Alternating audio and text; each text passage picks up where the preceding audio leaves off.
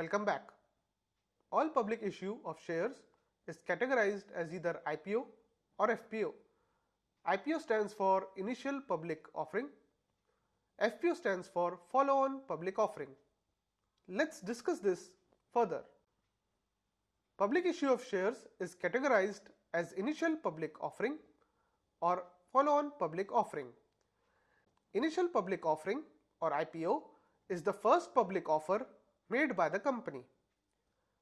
Post-IPO, the shares of the company become widely available for investment by the public. Through the IPO, there is a change in the shareholding pattern of the company. After the IPO, instead of just the promoters, now all kind of investors also become the shareholders.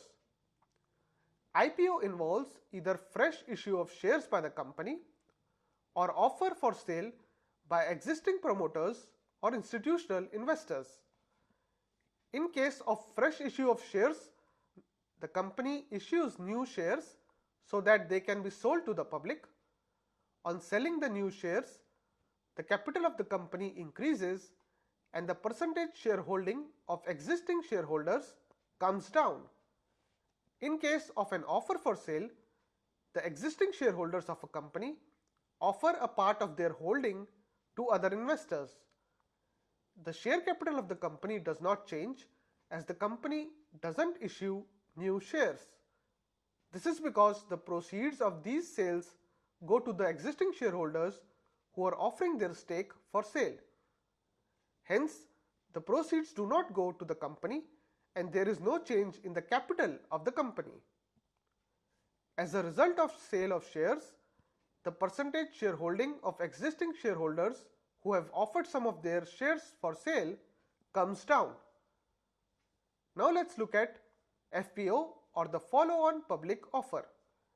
The FPO route is taken by an issuer who has already made an IPO in the past, that is by companies who are already listed on the stock market. When such companies want to make a further issue of securities to the public, they can do so by offering a follow-on public offer. The company may take an FPO route if it requires additional capital for growth or in order to restructure its capital by retiring debt. Some FPOs may also happen through offer for sale, where existing shareholders offer some of their shares for sale. This may happen if the promoters would like to dilute their holdings in the company after the lock-in period imposed at the time of their IPO is over.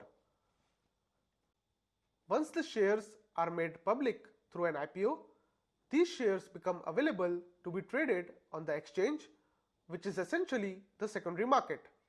In the next video, we are going to discuss secondary market in greater detail.